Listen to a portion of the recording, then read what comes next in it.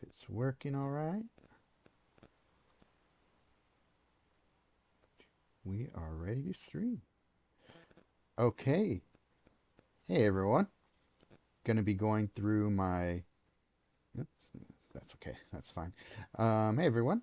Gonna be going through the new event here, Strategic Conflict, brand new coalition event that is standard. Check out the rewards. Um, yeah, we get nice bonuses here. We get some Foundations booster packs, a Foundation super pack for hitting progression here. And of course, you always get mana crystals, runes, a few mana jewels, though not much. They never really give you good mana jewel payouts uh, during the progression. So let's talk about what the rules are in this event. Really not too much to it. It's actually a fairly simple and straightforward event. Um, Core Foundation, support card, can't be destroyed, of course. When you cast a creature, increase this card's level by 1. At the beginning of your turn, if this card's level is 6 or more, the first card in your hand that can gain mana gains full mana. So that's really all you have to think about when it comes to building for this event specifically. The objectives are kind of interesting, though not that difficult to hit because, okay, so summon 5 or more creatures during a single fight. That'd be a lot harder if we had to cast them, but you can do this pretty easily with any token generator. I'm not even using necessarily a token generator in this deck, and I'm not having trouble hitting objectives. And then anti-magic casts 3 or less spells during a single fight. So that means for me going spell free. So here's what I did. I'm using Jace Reawaken because his suite of abilities are sweet. And I'll show you what I'm building here. So the main cards for generating mana are going to be Cryptex and Leyline of the Guild Pact. Those are two of the best mana gem converters in standard right now. If you don't have these two cards, one of the good lands from Outlaws at Thunder Junction would work fine. Just look to see what you have. Search your deck or search your collection for convert gems to Planeswalker colors. You can just type that in, or Planeswalker color without the S. You just type that in and you will get results. And just look for the ones that can convert well for you. Are we live? We are live. um, Thanks for hopping on here. So I'm just talking through my strategy that I'm using for this for this event. Ambiguity is just a really good card, and it's really helping me stall while I get my pieces on the board. So that's part of why it's in here. When the support enters the board, create a time bubble token, and when a time bubble token is destroyed, deny 3 gems. Then the first opposing creature gets -X, -X. X is the number of denial gems on the board. So this is a card that I featured a lot in my video that explains Blue PMA. So if you're not super familiar with that, I would go watch that and you'll understand exactly how and why this card is so good. Assimilation Aegis is just a really good control card because the first creature opponent controls is disabled, so it's going to stop and enter the battlefield effects as you go. And then it's going to help you kind of win as you use your own opponent's creatures against them, though it's not really that big a deal. Extravagant Replication is a really good card that I started using a lot lately. I just recently mastered it. But so creating a copy of target non-token creature is actually going to count for summoning. So what I've had to do in some of these events or some of these battles where I was just not drawing any creatures. It took me forever to draw my first one. So ambiguity was stalling for me for a long time as I got my pieces out. And as soon as I got at least one, then I was able to trigger it with extravagant replication over and over again to hit the objectives. And so we have four really good creatures that work well with extravagant replication. If you have this card, I recommend finding creatures that have really good enter the battlefield effects. So Olamog the Defiler, every time it attacks or enters the battlefield, it's going to exile an opposing card with the greatest mana value. So it's really good removal there. You just use extravagant replication, and you're going to be exiling 2 cards a turn for them, which is really hard for people to recover from. Atraxa is going to be fetching the next creatures in your library and the next support from your library. It's not going to be fetching spells because you're not going to have any in there. But yeah, it's just going to help you hit that objective faster because you're going to be getting the pieces you want from your deck and putting half their mana into them. Spell Starter Sprite. This goes well with ambiguity because when this creature enters the battlefield, drain 8 mana from your opponent's hand, then deny X gems. X is the amount of mana drained this way. So you can create 8 denial gems every turn with this if you copy it with extravagant replication. Another nice thing about this card is so that permanent support will put a card with full mana into your opponent's hand.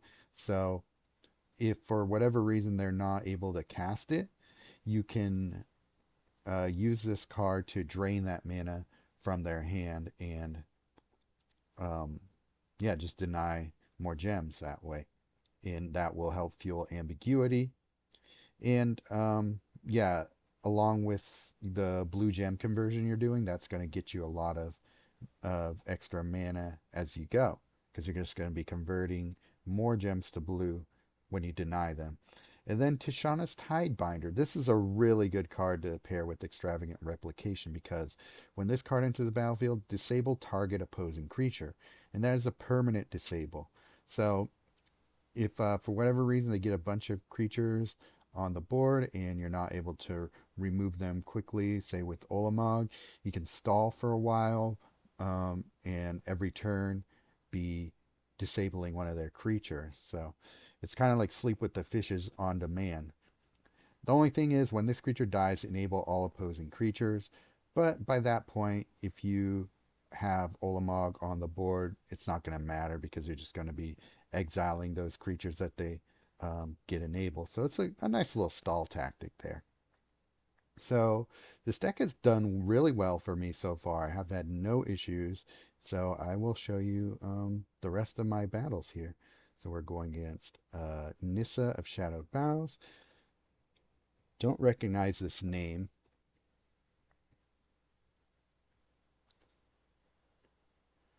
Well, we'll see how it goes. So Leyline into Atraxa. I like that start.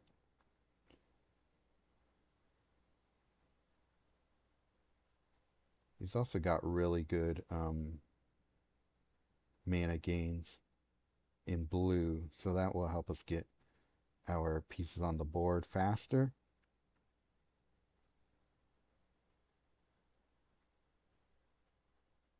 This is actually a pretty good card. Free Strider Lookout. If you're not familiar with this card, you should give it a try. It's not bad.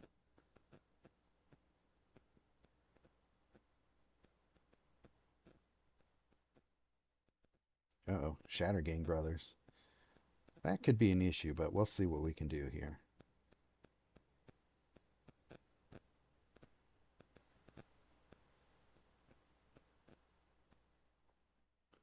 Let's get some power onto our side here. Don't necessarily want to get rid of one of my creatures, but Atraxa is going to be bringing in more as we go.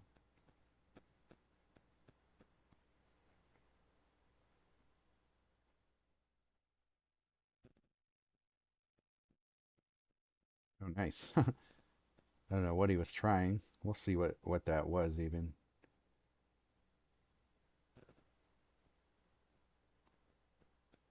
Battle log. Um, what was that?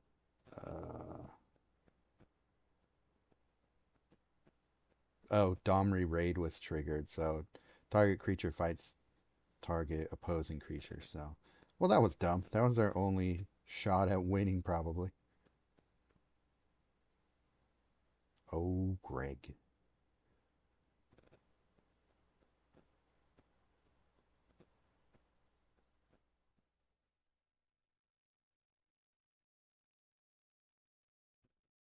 So we'll grab the next creature we need with Atraxa, and we will get two creatures in our hand from using Extravagant Replication. Put it to Shauna's Tidebinder. How many? Okay, so the next two creatures we put on the battlefield, we will win the game or hit objectives with it. I feel like we are on our way to winning the game.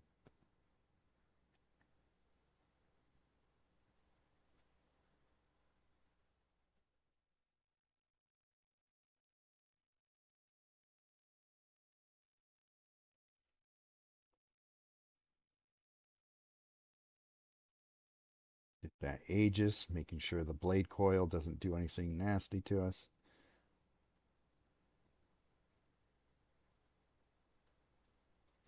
The other thing I like about Tidebinder is that we draw two cards when we do that as well. And Jace Reawaken is a weird Jace in that he doesn't really have good card draw. So you kind of need to build your decks with that in mind.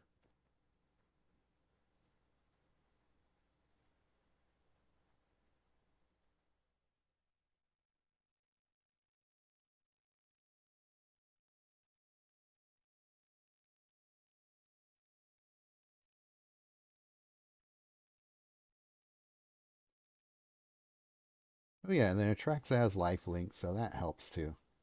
So I'll show you how Spell Stutter Strike or Sprite works.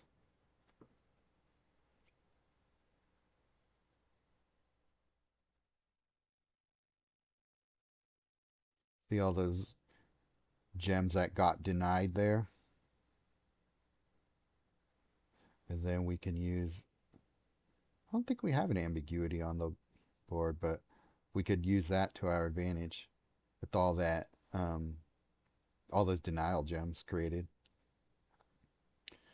So there we go. Summon 8 creatures, no spells, one with full mana.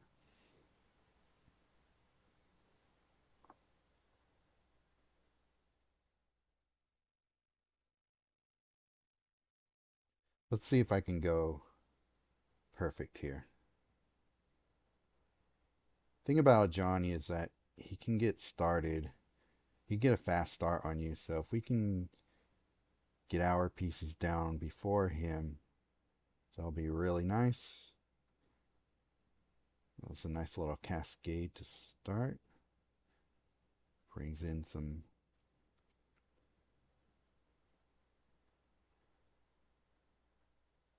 good mana generation.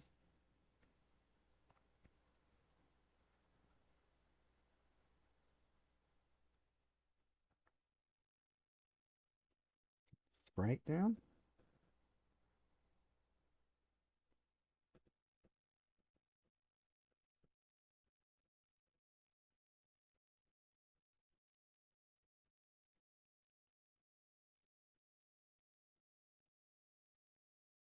Okay, great. Atraxa. Don't need it yet. Or we don't need it so badly that we need to discard one of our cards in our hand yet. So we'll wait. And yeah, we didn't have to do that. We just cascaded into it. So we get another creature here. Should we do this? Yeah, because then we'll get them both back full mana We start here at the beginning of next turn.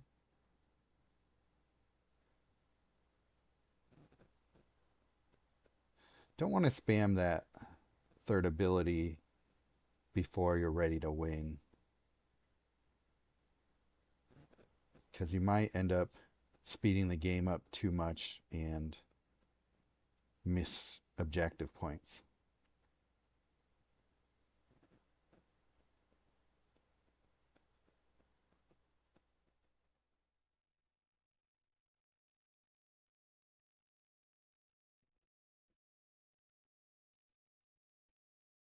Extravagant Replication will bring in a new couple of creatures there.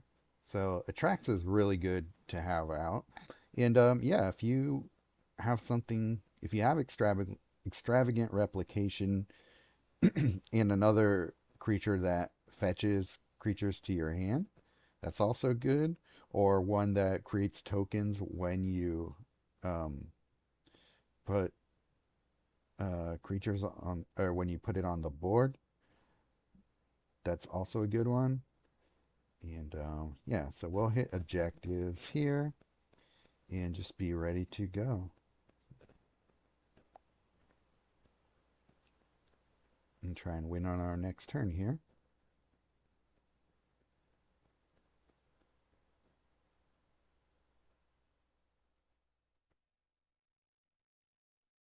And why not? Not playing anything that's going to hurt us, so we don't need to use Olamog there. We'll just grab more stuff from our library and win there. Well, that was actually a very easy Ajani. Then we're not playing anything scary. And even if they were, Tidebinder would take care of that. So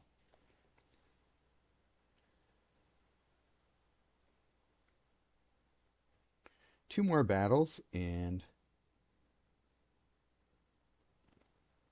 can walk away a winner.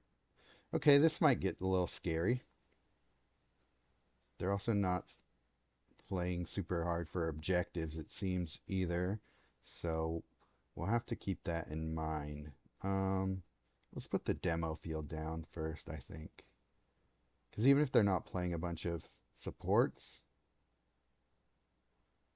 though they might be, um, we'll just get mana from the activate gems that are easy to hit too. So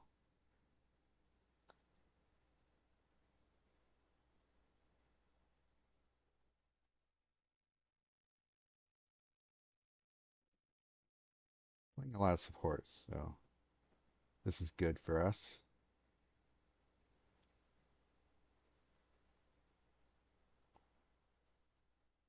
The Tidebinder is also disrupting their hand by draining it with draining the mana from it, so that will help us stall as we try and hit objectives. So an early Atraxa is good.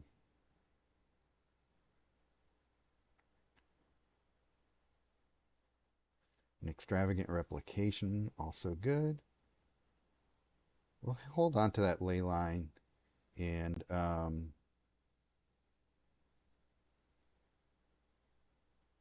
use it for fodder for his first ability.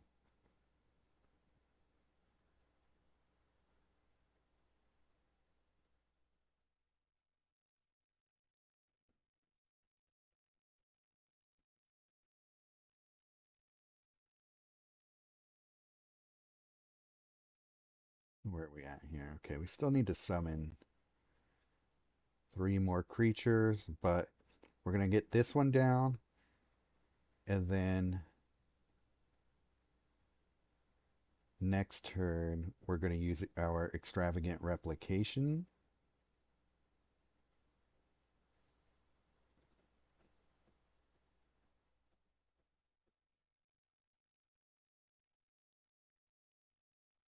Get another creature down. Put mana into it. And then, actually, we don't even need to use our first ability. Is there anything we need to take care of on their side? No, we're good.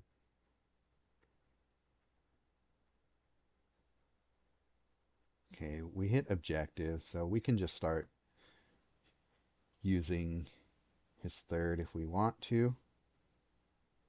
Okay, so Titan's Vanguard. That can be pretty scary if we're not careful. But we can also disable it with our Tidebinder. Just drain their hand and get really close to winning here, I think.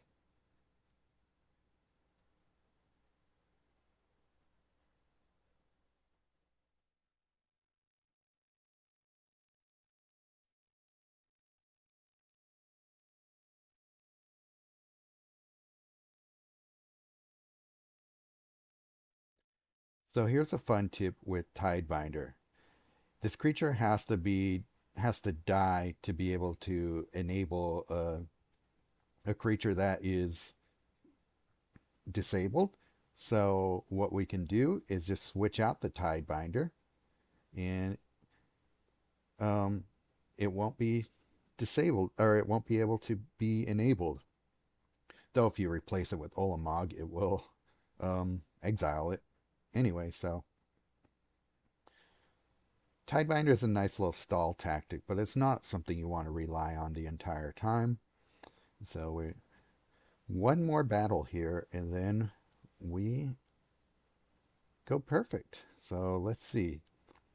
A lot of times this game likes to throw you some curveballs at the very end of your run. So we'll see what we get here. See who they match us up with. Felipe TOS. Don't know anything about this guy. So we'll take a look at him. Okay, he's 227, so he's not a slouch. Sons of Pants. So, alright. Well, let's see what we're in store for here.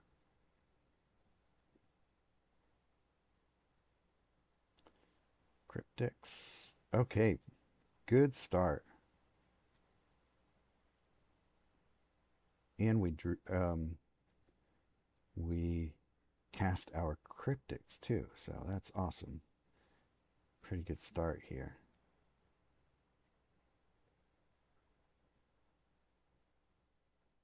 However, what is that? Okay, Shadowy Backstreet. I was worried that it was an assimilation Aegis, which would really mess up our plans, and we'd have to wait to get to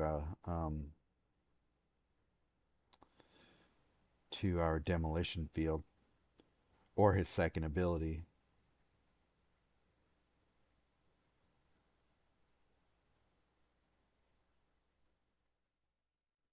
Pretty good mana generation on his side too. So let's see what we can do about that. Get ambiguity down. Extravagant replication, I think, first.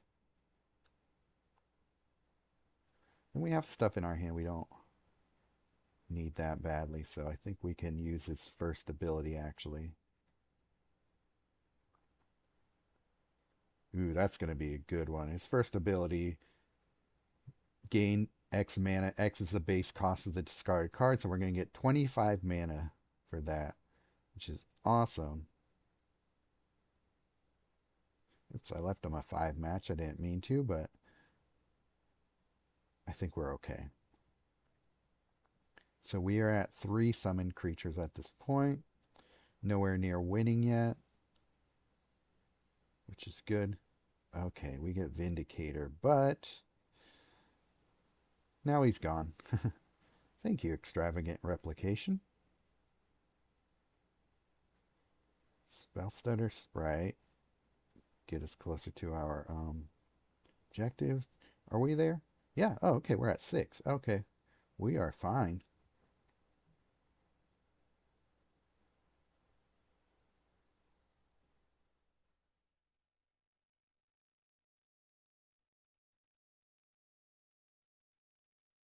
That Vindicator could have become a pain, but we have ways to deal with creatures in this deck.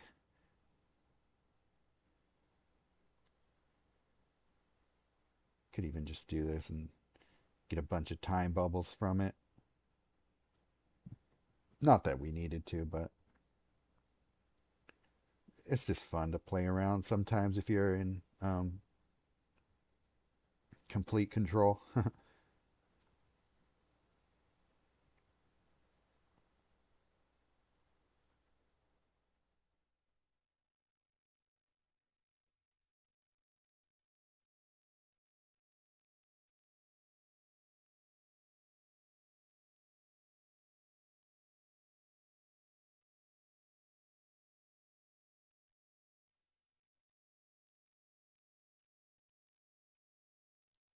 There we go. So we hit objectives, summon 9 creatures,